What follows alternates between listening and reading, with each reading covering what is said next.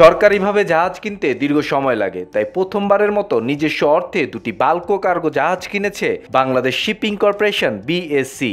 এই দুই জাহাজের ধারণ ক্ষমতা হবে ৫৫ থেকে ৬৬,০০০ টন। আর এসব জাহাজ কিনতে খরচ হবে প্রায় ৮০০ কোটি টাকা, যা আগামী ৬ মাসের মধ্যে বিএসসির বহরে যুক্ত হবে। এই দুই জাহাজ বিএসসির বহরে যুক্ত হলে জাহাজ ভাড়া সাশ্রয় ও দেশীয় নাবিকদের চাকরির সুযোগ সৃষ্টি হবে। বর্তমানে দেশীয় পতাকাবাহী সরকারি বেসরকারি মিলিয়ে জাহাজের সংখ্যা ১০৩টি।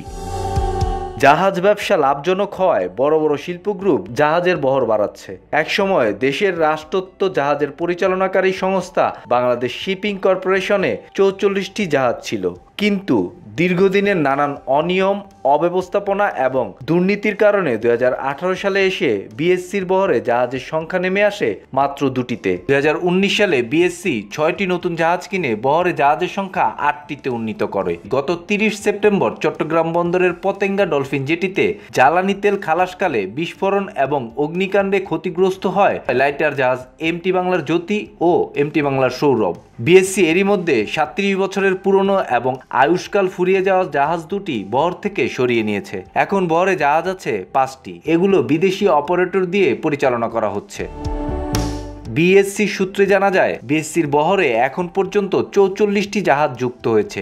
এর মধ্যে চীন থেকে ২০১৮ সালে এমভি বাংলার জয়যাত্রা, এমভি বাংলার অর্জন ও এমটি বাংলার অগ্রগতি এবং ২০১৯ সালে এমটি বাংলার অগ্রযাত্রা ও এমটি বাংলার অগ্রদূত যুক্ত হয়েছে বহরে। ১৯৮৬ সালে ডেনমার্কে তৈরি করা এমটি বাংলার সৌরভ বিএসসি বহরে যুক্ত হয় ১৫ জুন ১৯৮৭ সালে।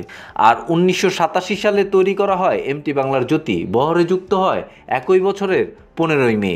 এই দুটি জাহাজের পর যুক্ত হয়েছে ১৯৮৮ সালে এমভি দূত, ১৯৭৯ সালে এমভি বাংলার মুখ ও এমভি বাংলার শিখা এবং ২০১৮ সালে এমভি বাংলার সমৃদ্ধি। এর মধ্যে ইউক্রেনের অলোভিয়া বন্দরে ক্ষেপণাস্ত্রের আঘাতে ক্ষতিগ্রস্ত হয়ে কমিশনিং বন্ধ হয়ে যায় এমভি বাংলা সমৃদ্ধির।